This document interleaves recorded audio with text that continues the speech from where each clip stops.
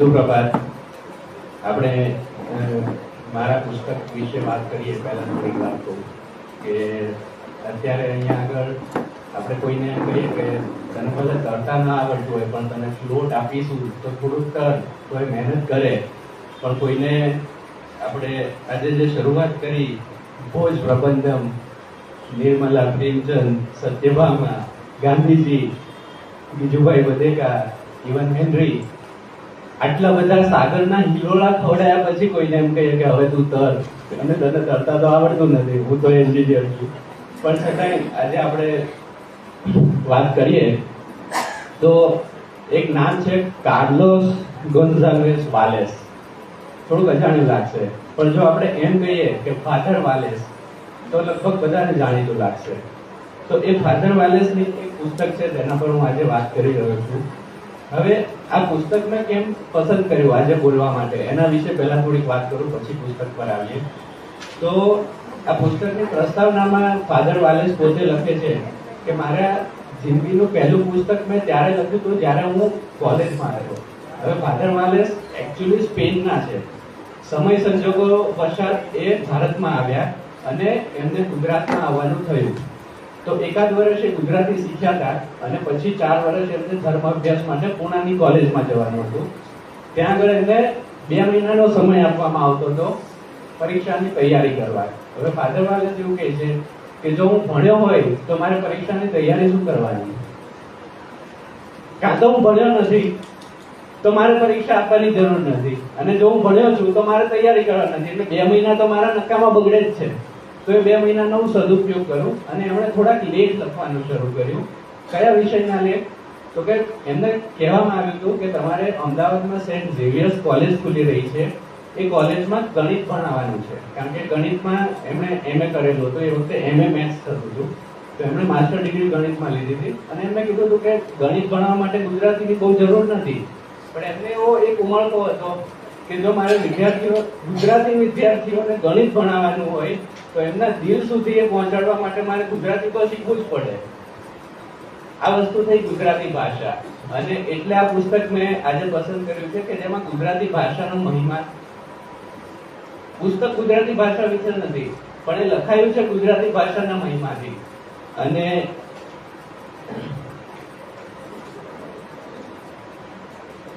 એ મહિમા ક્યારે હોય કે જ્યારે ગુજરાતી ભાષા સાથે પ્રેમ થાય. એના એક વાર્તાના શબ્દો છે, હું વાંચું છું. એ કહે છે કે શબ્દોનો પ્રેમ કેવો હોય તો મોહ, લાગણી, ખેલછા, એક એક શબ્દ સુંદર છે. એનો ઉચ્ચાર, એની વ્યુત્પત્તિ, એનો અર્થ, એના મરોડ કેવા શોભે છે. દરેક શબ્દ ઇતિહાસનું એક પ્રકરણ છે, કુદરતનું એક ચિત્ર છે, જીવનનો એક ટુકડો છે. આવું કોણ લખી શકે? સ્પેનથી આવેલો માણસ ગુજરાતીમાં. તો આ વસ્તુ છે જે સ્પર્શી જાય છે. અને હવે આપણે એક આગળ વાત છે જે પોતે લખે છે કે આ પુસ્તક લખાયા પછી એમને ગુજરાત યુનિવર્સિટી તરફથી એક પ્રસ્તાવના મળી હતી કે ગણિતમાં થોડુંક આગળનું સંશોધન થયું છે. દુનિયામાં ગણિતના અંગ્રેજીમાં 2 પુસ્તક લખાયા હતા, પ્યોર મેથેમેટિક્સ અને એડવાન્સ એપ્લાઇડ મેથેમેટિક્સ. હવે જે સાયન્સના અહીંયા આગળ હશે એમને ખ્યાલ આવશે કે પ્યોર મેથેમેટિક્સ અને એપ્લાઇડ મેથેમેટિક્સ એ 2 ડિવિઝન છે મેથ્સના છે. હવે એનું ગુજરાતી કરો તો શું થાય? શુદ્ધ ગણિત. એટલે બીજું શું? અશુદ્ધ ગણિત. શુદ્ધ ગણિત તો બીજું અશુદ્ધ થઈ જાય ઓટોમેટિક. તો હવે ફાધર વાલેસ કહે છે કે આ વસ્તુ મારી પાસે આવી ત્યારે મેં વિચાર કર્યો કે મારે આનું ગુજરાતી કેવી રીતે કરવું. અને એમણે રેફરન્સ લીધો શંકરાચાર્ય અને રામાનુજાચાર્યના વેદાંત દર્શનનો, જ્યાં શબ્દો છે કેવળાદ્વૈત અને વિશિષ્ટાદ્વૈત. હવે તમે વિચારો કે પ્યોર મેથેમેટિક્સ નું ગુજરાતી કેવળ મેથેમેટિક્સ કરવું એ વ્યક્તિ કઈ હદ સુધી ગુજરાતીમાં ઉતર્યો હશે ત્યારે કરી શકે.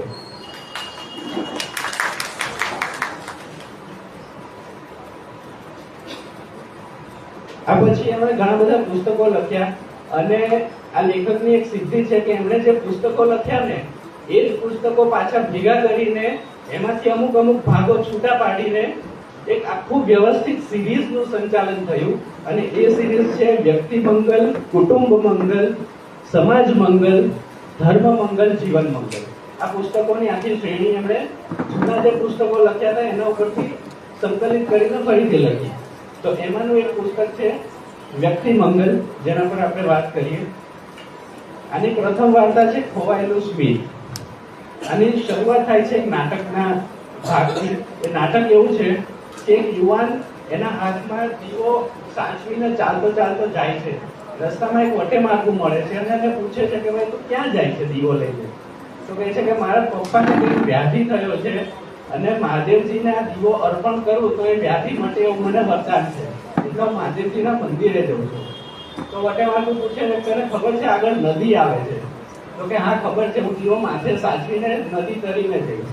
પછી કે આગળ પર્વત આવે છે જેના ઉપર પવનો ફૂંકાશે, તો કે હું મારા દેહથી દીવાને સાચવી લઈશ.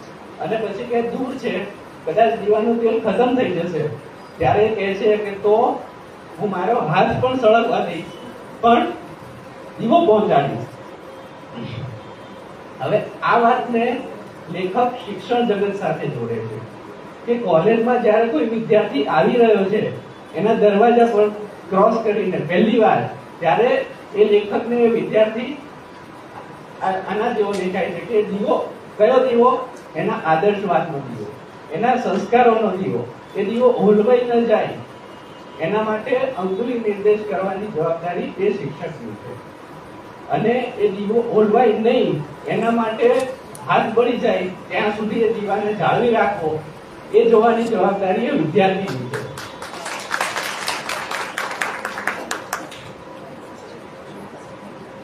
બીજી એક સરસ વાર્તા છે એમાં રથની લગામ. આ એક ગ્રીક કથા પરથી આધારિત છે, જેમાં ફાયથન નામનો એક સૂર્યનો પુત્ર હોય છે અને એને બધા ચીડાવે છે કે તું કહેવાય સૂર્યનો પુત્ર, પણ તારા બી અમારી જેમ કાળા વાળ છે, 2 હાથ છે, 2 પગ છે, તું કઈ બાજુથી સૂર્યનો પુત્ર? અમે કેમ માનીએ? તો ફાયથન એની મા પાસે જાય છે અને કહે છે કે મમ્મી હું સૂર્યનો પુત્ર કેમ? શું સાબિતી? તો કહે છે કે તું પપ્પાને જઈને જ પૂછ. તો એ જાય છે સૂર્ય પાસે અને કહે છે પપ્પા હું તમારો જ દીકરો, એની શું સાબિતી? હવે શું સાબિતી આપે? તો સૂર્ય એમ કહે છે કે બેટા તું અહીંયા ઊભો છે ને એ જ સાબિતી, બાકી કોણ મારી આગળ ઊભું રહે? એ જ સાબિતી કે તું મારો દીકરો છે. પછી કહે છે કે ના એટલું પૂરતું નથી, મને તમારો રથ ચલાવવા આપો તો હું જાણું કે હું તમારો પુત્ર. હવે સૂર્ય કહે છે કે એ રથ ચલાવવો બહુ અઘરી વાત છે, હું તને ના પાડું છું અને ના પાડું છું એ તું સમજી જા કે મારો પ્રેમ છે એટલે તું મારો પુત્ર છે, કારણ કે મને ખબર છે એમાં જોખમ કેટલા છે. તો કહે છે ના હું તો ચલાવીશ. પછી બાળ હઠ આગળ પિતા નમતું જોગે છે અને એક દિવસ માટે એને રથ ચલાવવા આપે છે. હવે રથના ઘોડાઓને બી ખબર પડી જાય કે આજે મારો ચાલક જુદો છે, એટલે રથ તોફાને ચડે છે, ઘડીક ઉપર જાય, ઘડીક નીચે આવે, ધરતી પર ત્રાહિમામ થઈ જાય. એટલે છેલ્લે બ્રહ્માજી એ રથનું ખંડન કરે છે. આ વાર્તાનો સાર લઈને લેખક શું કહેવા માંગે છે કે આજનો જમાનો પણ આવો જ છે. બાળક માંગશે પણ બધી વસ્તુ વાલીએ આપવાની નથી, અને એ સાથે વાલીની પણ જવાબદારી છે કે ભવિષ્યમાં તો એને આપવાની જ છે. એટલે પહેલા 2-3 વાર એને ખોળામાં બેસાડીને રથ હાંકતા શીખવાડો. એક છેલ્લી વાર્તા લઈ લઈએ. નાનો તારલો નામની એક વાર્તા છે, ટૂંકમાં બતાવી દઈએ. એમાં બધા તારાઓનું સંમેલન થાય છે અને બધા તારા એવું વાત કરે છે કે આપણે માનવ જાતના વિકાસમાં શું સહભાગી થયા. તો અલગ અલગ કુંડળીમાં અલગ અલગ સ્થાન પ્રમાણે બધા પોતપોતાની વાત કરે કે હું આવું કરું, હું આવું કરું. એક તારો શાંતિથી બેઠો હોય, એને કોઈ કંઈ પૂછે નહીં.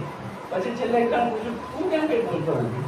કે હું શું બોલું, મને ખબર જ નથી કે હું શું કરું છું, કારણ કે કુંડળીમાં ક્યાંય મારું સ્થાન નથી. કેમ નથી? કારણ કે માનવ જાતે હજી સુધી મને જોયો જ નથી, ગોત્યો જ નથી. તો મારું શું આમાં અસ્તિત્વ અને મારું શું કન્ટ્રીબ્યુશન? છેલ્લે પછી એને એક વિચાર આવે છે અને બોલવાનું શરૂ કરે છે કે આમ તો મેં કંઈક કર્યું તો હોવું જોઈએ, ભલે મને ખબર નથી. તો શું કર્યું હોવું જોઈએ? તો કે બધા તારાઓ ક્યારેક ને ક્યારેક વક્ર ગતિએ ચાલે. એનું શું કારણ?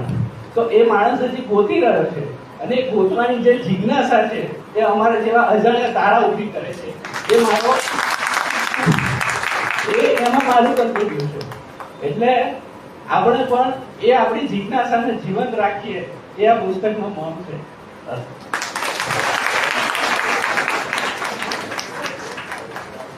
ખૂબ જ સુંદર.